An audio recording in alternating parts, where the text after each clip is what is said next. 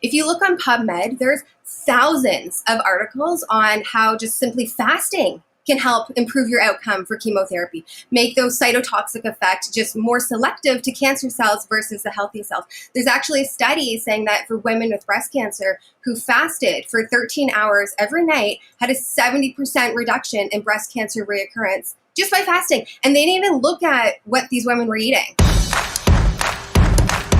Welcome to the Anthropology Podcast. I'm your host, Megan Walker. As a former naturopathic doctor and anthropologist, I align the intersection of personal performance, purpose, and innovative thinking in badass women working to change the world as entrepreneurs and go-getters. Anthropology is the study and science of what makes an entrepreneur think, feel, and perform in a path compelled by a vision for helping others, solving problems, while building a life on your own terms. Together, we are exploring the health, mindset, and strategies that distinguish the world's best entrepreneurs. This is the Anthropology Podcast. Welcome to episode 243 of the Anthropology Podcast. Today, I'm joined by an incredible naturopathic doctor who has actually been dedicating most of her career over the last 12 years to working with patients with cancer. She doesn't just help manage their care. She helps build a life that enables them to thrive, to coexist with cancer. A huge amount of her work is to help patients change their perspective on what it means to have cancer and how do you live in a meaningful way? How do you add health despite also simultaneously managing a disease? She's got an incredible process and approach and a truly holistic capacity to look at health in the face of a disease that is going to touch all of us in some capacity in our lives. It is truly my pleasure to introduce you to my friend and colleague, Dr. Lori Bouchard. Dr. Lori Bouchard, welcome to the Anthropology Podcast. Hi, Dr. Megan. Thank you so much for having me here. I'm excited. I am delighted to have you here. I've been listening to your message for so long, and I think it's really such an important and compelling conversation. And I want to set everybody up. I know I set this up in the intro, but we're gonna have a deep dive talking about the coexistence of living your best life and cancer, and how we integrate these two words and these two ideas. And before we do that, Lori, I'm wondering if you can give us a bit of a background on you. You're a two-time author. You are working with patients in this realm. You got a ton of experience. We want to hear your story. Sure. Okay. So I graduated as a naturopath about 12 years ago. Never did I think I would dig deep into cancer care. That was kind of like the last realm that I thought I would deal with. I thought it was depressing. I thought it was discouraging. You know, they're looking for a cure and spending billions of dollars for all these years. And how far have we got? And nearly everyone has been impacted by cancer in some way. And what they say is the stats are 1 out of every 2 people will be diagnosed with cancer. So we know that it's going to be in our lives one way or the other, whether it's someone we love or for ourselves. So when I first graduated, that's when I saw my first cancer patient who was written off. He was given a month to live. He came in a wheelchair, was totally like, this is my last resort. I'm seeing a naturopath as my last resort. I'm like, oh, that's amazing. That's really great. Thank you for that pressure. But anyways, he was the one who completely changed my perspective on cancer. He did all the chemo, all the radiation, everything his doctors told him. And his wife brought him in the wheelchair and he said, I'm not ready to go. I'm not ready to die. I need to be here to see my grandchildren be born in December. I need a few more months at least. So like anything you can do, I need your help to do that. So then here I am, like 24 years old, fresh out of school, thinking like, okay, let me learn everything I can. And the interesting thing is I never even looked at it as a cancer. I looked at it as a person. Okay, what is happening in his body where it's failing him? So we know he's been blasted with drugs, medications. His gut microbiome is off. His hormones are off. He's probably full of heavy metals. So I took that realm, that perspective, and it was so interesting with him. Month by month, he just kept getting stronger. We tested him for heavy metals. He was full of lead. And that's why he couldn't build up his hemoglobin. So he needed transfusion after transfusion. But once we started doing just like very gentle chelation, like there's so many things that we did that it opened my eyes like, wow, no one ever even told him how to eat or to go to bed before midnight. Like there's so many simple foundational things that he was never even told. And I was his last resort. So that made me think, okay, so maybe cancer isn't so scary. There's a lot that we can do where people can actually live with cancer for a long time, do all these things. So this patient ended up living 8 years longer, Wow. Almost a decade longer. And he lived with cancer. So he knew that he was always doing things to support his body, but he knew that it was just a new way of life. So he was able to see 4 more grandchildren be born. He was able to go golfing in the spring. Like he was able to be with his family and his loved ones. So for him, it was almost a decade longer than what the medical system wrote off as palliative, and you're done. So that's my story as far as like how I got into cancer and why I'm just so inspired by the people that do reach out and they say, I'm not okay with just being sent home to die. Like there's got to be other things. Well, and I think so many of us have had this experience in naturopathic medicine, functional medicine, where people come to us and they're like, this is my last stop on the journey. And one of the things I always found so fascinating is they spent the front half of their journey seeing a whole bunch of people who all had the exact same approach. They just had different language that they would use. They just had a different, they literally had different names, but there was this one static, consistent approach. And what I love about naturopathic medicine, obviously 250 episodes in, is that when we start to look at the root cause, what we realize is that every patient requires a different lens, requires a different starting point. It's so interesting what you said about this idea that, once we found lead and we removed this previous obstacle to cure, the body started to know what to do. And so here's my question, because cancer, I feel like, one, we just have a ton of fear around that piece, but I'm wondering if you can just comment on your experience that once you start to remove obstacles to cure for a patient, maybe you've changed an element of their diet, maybe you've done testing and you've removed heavy metals. What does the body do then when it has cancer coexisting? Yeah, no, that's a good question, because a lot of people who are diagnosed with cancer, they hear the word cancer, they think it's a death sentence. They do everything that their oncologist tells them to do, and they just feel like, okay, I'm attacking this tumor now. I need to cut it out, burn it out, do all those things. But really, there's so much more that we can do for the body. So it's almost like looking at cancer as a process. It's not something that just popped up overnight. The tumor didn't just arrive. Most tumors take 8 to 10 years to grow in the body. So if we're looking at, okay, why did this person get cancer? That's like the $1 million question that everyone wants to know, so we can find that number one cure. But we're not going to find that one cure or that one treatment that's really going to stop the growth of cancer, because it really is a process. So I look at it as it's like 5 to 10% genetics. So we all have these kind of like the blueprint we're born with.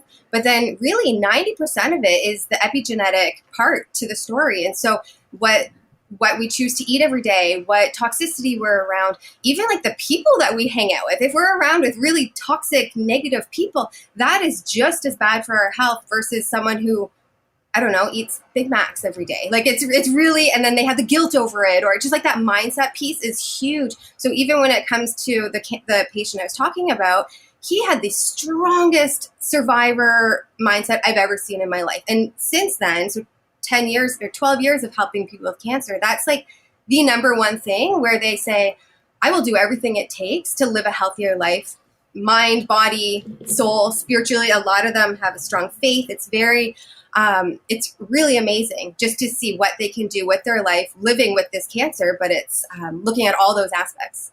It's so interesting what you say, because as you're talking, my brain just naturally builds analogies. And as you're talking and I'm looking at the traditional way of managing cancer, and I'm not putting judgment on that, I'm just talking about that as an entity, and we're pretty all familiar with it, with radiation and chemo and surgery. And I really think of this as being akin to pruning the tree, right? The tree's not doing well, so let's cut this piece out and maybe we'll spray some stuff on it, and we will address what we can see. And I really feel like so much of what we do as naturopathic doctors is, well, you can do all of that, and I am simultaneously going to attend to the soil so that the environment in which that tree is being asked to flourish and the environment in which that tree is being asked to heal is able to pull together and assimilate the appropriate nutrients that it needs. And, my sentiment, and I'd love for you to comment on this, is that these two things work really well together. Yeah. They work well together. Can you just talk about your philosophy in terms of an integrative approach to the management of cancer? Yeah. And it boggles my mind that that's not even just like a mainstream thing right now. Like if you look on PubMed, there's thousands of articles on how just simply fasting can help improve your outcome for chemotherapy, make those cytotoxic effect just more selective to cancer cells versus the healthy cells. There's actually a study saying that for women with breast cancer who fasted for 13 hours every night had a 70% reduction in breast cancer reoccurrence just by fasting. And they didn't even look at what these women were eating. So it's like, okay, if we talk about whole body approach, yes, still do chemo, still do radiation, still do all the things if it's warranted, but you have to do other lifestyle things as well, because you're right. Like you're just going to keep knocking the body down, pruning those trees, they're going to shrivel away if you're not putting all the things back into the body. So like something just so simple as avoiding food for 13 hours a night. Like that should be mainstream medicine. Okay, do that. And then even 24 hours before a chemo session, that'll improve your chemo outcome. So that should be integrated into mainstream. Or even what I hear most of the time too, a lot of doctors say it doesn't matter what you eat. It doesn't matter what you do. Don't go see a naturopath. They'd say don't do vitamin C therapy. Don't do mistletoe. Don't do all these things until your chemo's done. And I think, wow, like it's very like one or the other. So patients do feel confused and they feel conflicted, but the science is there. It's there to integrate. Have you found oncologists who are open to working with you through this process? There is, in my time in practice, there's 3. Yeah. But when they are open to it, like what is their experience with this whole new layer of capacity that we're giving their patients? It's interesting because there's many patients who will go back to their doctors and show their white blood cell count. They'll show what their neutrophils are like, and they're like, wow, that's amazing. You shouldn't be like, why do you have so much energy? Why do you have, and they want to know, but then they like really don't want to know. And they're like, oh, I'm doing a lot of things working with my naturopath. And then it kind of just like, oh, that's great. But they don't really, so they're shocked. And like, you're like the 1 percentile of people who actually feel good throughout chemo. But then they don't ask like, okay, let's try. I think there's gotta be regulations to that, where maybe like when they find out too much, it's like, it's going to interrupt their board. I don't know. But yeah, it's very, they're intrigued, but not enough to say like, yeah, I'm going to recommend this to my patients. And I want to talk through this on one more level, and then I want to get into the epigenetic pieces. Like I really want to remain solution oriented, but I think part of that is what I don't want to do is give people this idea of hope where they're like, oh my gosh, like this is amazing. What if I do the soil and prune the tree at the same time? And then they're like, yeah, but I don't know how to talk to my oncologist about that piece. What in your experience is the best way to approach that conversation?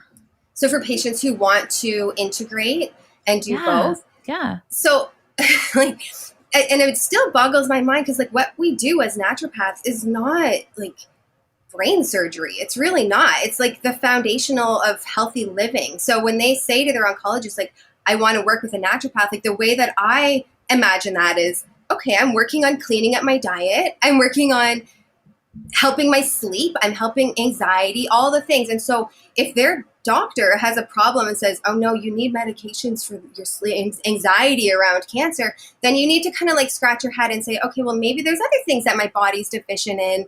And there's things. So always digging deeper, asking those questions. And too many patients, I mean, it's not necessarily a bad thing, but very compliant and don't question. Right. And they just kind of do what they're told, and the fear of like, oh, if I don't do exactly this, but it's like, we've lost the ability just to ask, like, is this actually the right thing for my body? Let's interview 5 doctors. Let's see what all these other doctors, what their opinions are, versus just kind of putting your whole life into one path. And same with like when you see 5 different naturopaths, I'm sure we practice very differently. 5 different oncologists, they all practice or different opinions. So. Yeah. And I really want to emphasize for people that it is your absolute right to ask those questions, that it is your body, and you want to know you're working with someone who philosophically is matching where you are at as well. And I've commented a lot on this in the last few weeks, but I think part of the challenge, because I'm naturally always moving to the root cause, is we actually just we're just illiterate to the language of health. We don't know what to ask. And so we get into a situation where it's really serious and we just outsource it all to the authority that's sitting in front of us. We're really good at sort of defaulting to the authority in front of us. And if there's one thing I can really encourage people to get out of this conversation, it's that with a little bit of research and talking to the right people, you can really take back some of that authority and not compromise your health in the process. And I think that's a really key piece. And, on this notion of authority and this idea of control, I think we've really been taught that things happen to your body. And when things come up, why don't you just take a medication? We'll mask those symptoms and you can carry on living. And as we've started to understand more and more about what's happening in our bodies, I promise I've got a question here, Lori. We move into this realm of epigenetics. And epigenetics is so cool. It is this acknowledgement that the choices that we make in our life play this beautiful dance with our genetic predisposition. And I'm wondering, can you just speak first to what are we talking about when we say epigenetics? And then we're going to get into how it relates to cancer and cancer risk. Yeah, so epigenetics is really not looking at your genetic profile as, okay, I was born this way and cancer's in my family. I was just like doomed to have it. So for example, like with the BRCA1, BRCA2 gene, you're more likely to get cancer, but that's not your destiny. There's so many things that you can do to take a hold of how the environment plays a role in turning these genes on and off. So we have what are called tumor suppressor genes. High stress, so even having high cortisol, shuts those genes right off. And so when your body is born to have, like we all have cancer cells. That's the reality of it. We all have cancer cells floating around. I remember there's a study showing that out of 1,000 people who looked to see for circulating tumor cells in the body, only one of them did not have cancer cells in their system. So just that alone right there, like we all have it, whether it's turned into a tumor or not at this point. So we have to look at how is our immune system focusing and getting rid of these enemies or these abnormal cells every single day. So if you're in like constant fight or flight every single day in like survival mode, go, which I'm sure many entrepreneurs are, many mothers, or even taking care of their parents and kids, like there's a lot to do. So you think about that. If we don't take time to kind of like sit back and 15 minutes to breathe, how can your body fight or get rid of abnormal cells, whether that's bacteria, viruses? Epigenetics, a big part of it too, is looking at why is cancer there in the first place? So we know H. pylori has been linked to stomach cancer. Epstein-Barr virus is linked to lymphomas. What are some of the other ones? HPV and cervical cancer. So it's looking at all of those triggers of, okay, what is distracting the immune and how are these cancer genes even turning on? So there is a bacterial role, there's viral role, there's even like glyphosates. You think of people I see a lot of golfers actually, a lot of people who are like first on the greens where there's a spray of all the pesticides. So you think of like all the toxicity that we're just like swimming in. So what happens is over time, these mitochondria in our cells, like in the matrix of the cell, become damaged. And they're saying deprive a cell of 30% of its oxygen for even 48 hours, that cell would become cancerous. So really, when you think of like mitochondrial health and how that impacts cancer, it's huge, way more than what any genetic profile would be. Okay, so we're talking about genes. We are now inside the cell. So for those visual learners, and if you like can do what my brain does, where I feel like I'm on a Disney World ride, I'm like now in the cell. Can we just talk a little bit about the mitochondria, what they are, what they do, and their role in cancer?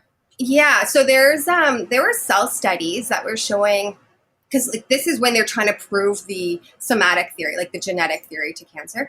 There was so healthy cells. If there's a healthy cell, but the genetic piece was cancerous, just say they move that genetic piece into an unhealthy cell, that whole cell will become cancerous. So if it goes into a healthy cell where like the extracellular matrix, the mitochondria, all the surrounding fluid grade 9 science guys was diseased, if it was unhealthy, that cancer cell would turn on versus it going into a healthy cell, that cancer cell, it would never become cancerous. It would turn off.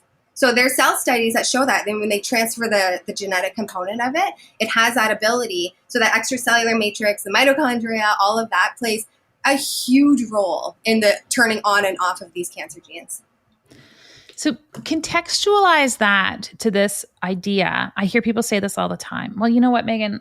Lovely to attend to my soil, but I know this guy and he ran every day and he ate really healthy and he did all these things and he still got cancer. So honestly, I'm just going to live my life. Can we contextualize the conversation we just had to that observation? Yeah, and you know what's so interesting about that? A lot of these like triathlon runners, I'm sorry if you're one of them in the listening, but it's a lot of stress on the body. So you're causing a lot of oxidative stress. And so if you're not balancing that with antioxidant levels and you're just like, even if you eat, because I look at that for myself too. It's like I eat really great, I poop every day, I sleep really great, like all these things. But like you look at even the mind piece component of it, like everyone has stress. So to say, like, if I got cancer, I wouldn't honestly even be that surprised. Like, there's things I need to change in my life as well. So when I see, like, oh, they got this and they're so healthy, that's so shocking. It's like, well, what did their mother have and their mother? Like, we take our health from 4 generations back, right? And so if their mother was stressed while you're in the womb or around cigarette smoke or, I don't know, they got 4 mercury fillings and now they're full of heavy metals. So, like, yeah, it sounds and I hear that all the time. It's like, I've been healthy my whole life. I don't get it. But when you dig deep, it's like, it's very hard to be healthy in a world we're just like swimming in garbage. Yeah, it is really hard to be healthy. And so when you're working with someone and someone comes in and they're like, listen, like I have a family history of cancer. I want to be massively proactive. What are like the big rock items that you are looking at with respect to their health? So for sure, gut health. That's number one. We have to look at what's going into our body, what medications they've been on, what antibiotics they've been on. So even just when someone's like, yeah, I go to the bathroom every single day, it's like, okay, well, what does that poop look like? Like, let's dig deep and see like what a lot of people don't even know. Like they just like, yeah, could have mucus. I don't know. They could have that. Like they don't. So gut health is a big one. I also look at hormones. So that includes cortisol. We know estrogen is a huge driver for proliferating for cancer cells. So estrogen balance. And to be honest, a lot of people are just estrogen dominant that they're not even aware of either. So you think of everything that can contribute to estrogen, like even like the receipts, like the paper receipts are endocrine disruptors, right? So things you don't even think, even if you're not on birth control. So there's that one.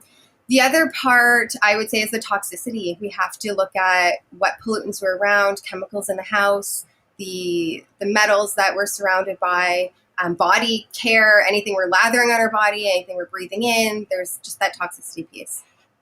Here's what I'm hearing is it's the things that happen to your body every single day that are of paramount importance. Yeah. Which was sort of, I didn't treat cancer in my practice, but I said to people when they came in, I don't care what you do 3 times a year. Like if you want to have tuna 3 times a year, I'm very confident that your body, unless you're an outlier, can handle that. If you're having tuna 3 to 7 times a week, well, we need to talk about that. I got really obsessed and really granular with what's happening every single day inside their body. And I feel like what you're talking about here, we're looking at processes that are happening every single day inside someone's body. Exactly. And someone living with cancer too. I remember a patient the other day, she's like, oh, I had a cookie and I know that it was so bad and I felt so guilty about that. And I know it's off my plan. And I just thought, wow, I'm feeding cancer cells and I had that cookie. I'm like, eat the damn cookie. And then the guilt is actually worse than what it's doing. So it's like, you're right. Like the one-off. And depends like what phase you are in fighting cancer too, right? Like if you've been in remission for 2 years and you're doing things as the one-off, like that's so different than it's every day. Right. Talk to me about, I know there's a lot of questions around this and I get this question a lot. The role of alcohol. And we've had a challenging 24 months, 20 months. I don't know where we're going to land on all of this piece. And I know that it is something statistically that has increased in consumption over that period of time. What's your perspective on alcohol and its contribution to increased cancer risk? So I see a lot of shockingly 20-year-olds and 30-year-olds with cancer in my practice. Wow. And like lately too, a lot more. Like every second patient is a female in their 20s or 30s. And so that's a really good question that they ask too. They're like, I just can't see myself never having alcohol again. They see this, like I show them what the research says, and I say, okay, it does increase your risk of it coming back. And I would never be the naturopath to say, yeah, have it a few times a week, you're good. Like that just wouldn't be the advice of a good naturopath.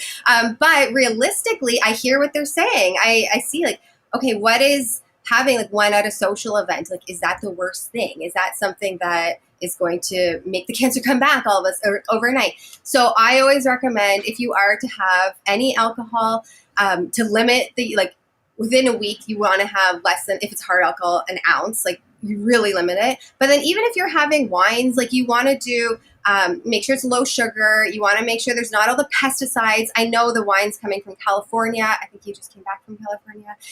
The wines from there, the most pesticides sprayed. So looking at the country that the grapes are growing in too. So looking for organic wines. So if you are to have alcohol, like choose the clean forms of it, and then not in excess. Like that's something that I think if that's like a social thing for you, or it's something once in a while, but like you said too, if it's every day to use to just relax at the end of the night, then we have to look at why. Okay, what else can we do? Let's just transition to this idea of coexisting with cancer and living with cancer and thriving alongside its existence. When you're working with those patients, what does that look like? What does their lifestyle look like? What does their mindset look like? What is the focus that you are taking when you're working with those patients in that phase of their care? Yeah, so everything that we talked about, like it's a lot just to kind of like spew at someone from in a first initial visit. Like I do spend like 90 minutes on the initial visit, but they feel like a fire hose in their face. Like it's a lot of information for them to take in and just to adapt overnight. So what we've done in the clinic here is we've created more of it's a retreat style healing center where we actually, over COVID, like, so before COVID, people would fly in. Call it BC. Pardon me? BC, before COVID. Oh, yeah. Mm-hmm. So BC, it was, yeah, people would fly in from all over North America, and they would rent out the condos above the clinic here, and they would stay for the week. We would do all like 9 to 5 healing, where they would embrace themselves and what it takes, like what they should be eating every day. It's total, complete, accelerated healing plan. We do all the IVs, the colonics, all the testing, all the things. And it's interesting how COVID changed the dynamic of how I practice too, because we would put people into like 16 hours intermittent fasting. And for people who've never done that before, like their bodies were in shock by the Wednesday. They're just like, this is so hard. And mentally, physically, it was a lot. And so what's happened over the past year and a half is they changed that 1 week intensive to be more of like an 8-week program where people can slowly lean into talk about insulin resistance and how we can make you not such a sugarholic and how we can change the diet. And so we're weaning people into it. So when they do come in for the accelerated healing retreat, they come out so much stronger. Their ketones are through the roof. Their sugar levels are down. Their liver enzymes are down. Like we take objective measures beginning and end of the week, and the way that their body adapts and they feel so much stronger, it almost like gives them that kickstart to say, wow, I can feel good even though I have cancer. So then after the retreat, they keep going with those lifestyle changes. Whereas before the retreat, they're like, oh, I'm so tired. I can't even imagine making a juice every day, or I can't even imagine anything, right? It's a different mindset.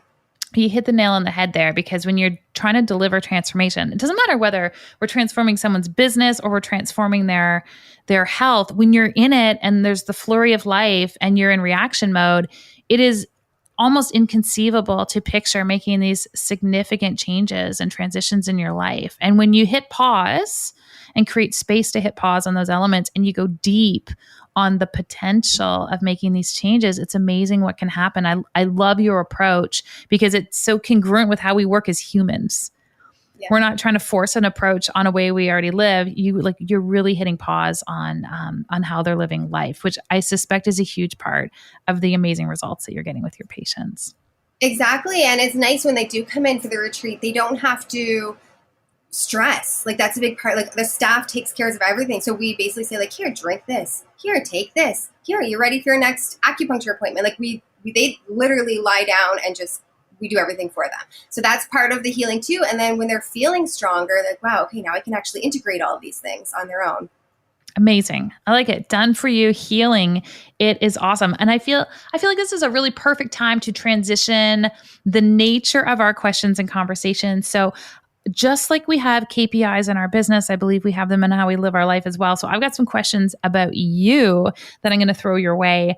First question, Dr. Lori, has there been a book or idea in 2021 that's really hit you, that's forced you to change how you look at the world?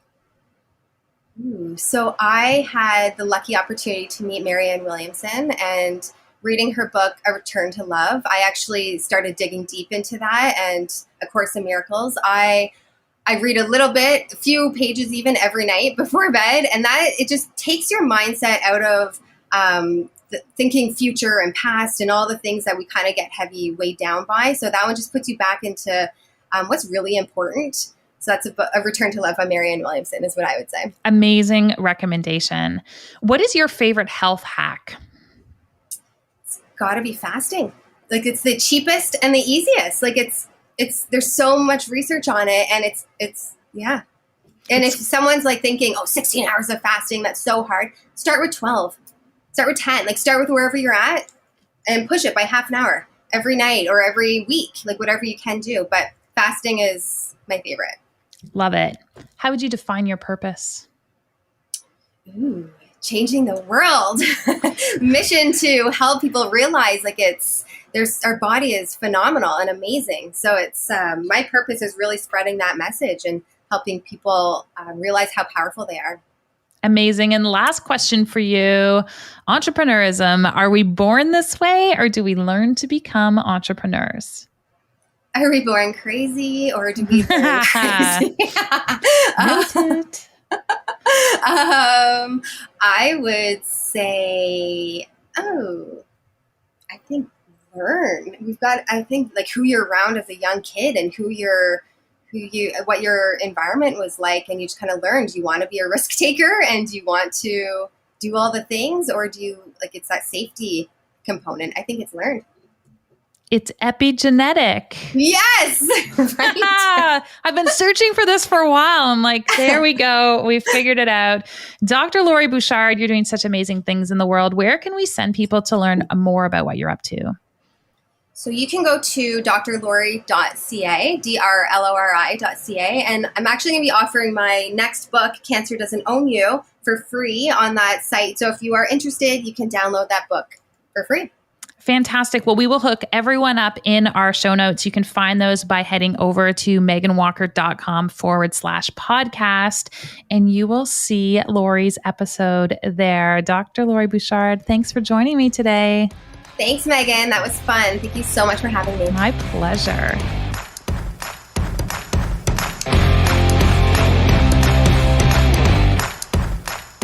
I hope all of you enjoyed that episode as much as I did. I really appreciated this idea of how do we attend to the soil. And I know I use that analogy, but Lori's just so good in her process and through her retreats at really being able to attend to those elements and make it easy for people to start to implement, easy for people to start to make those changes.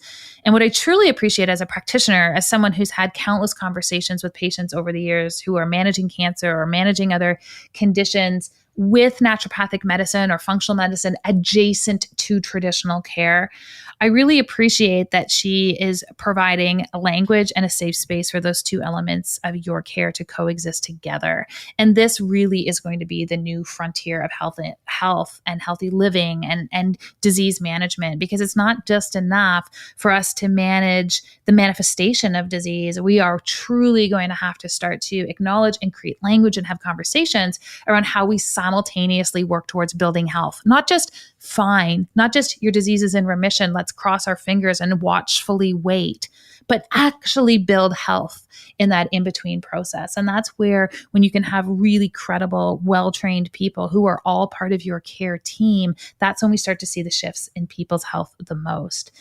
And I will just share for those practitioners who are part of our audience participating in this, my underlying core belief in life and all that I do in an entrepreneurial realm is that when people have their health, they can change the world. When that gentleman that Lori talked about, who, was told that he's moving into a palliative scenario and then live for another 8 years, he can have influence on his grandchildren's lives and on his family's lives. That's what I'm talking about by changing the world. And for us to be able to do that, for us to be able to reach those patients, for us to have language and a capacity for people to feel comfortable moving into and trying out new systems of medicine, we need processes in place within our practice and our business. We need a system to market is the wrong word, but to educate audiences around the value that we bring to the table, not as an alternative, but as an equal member of their team.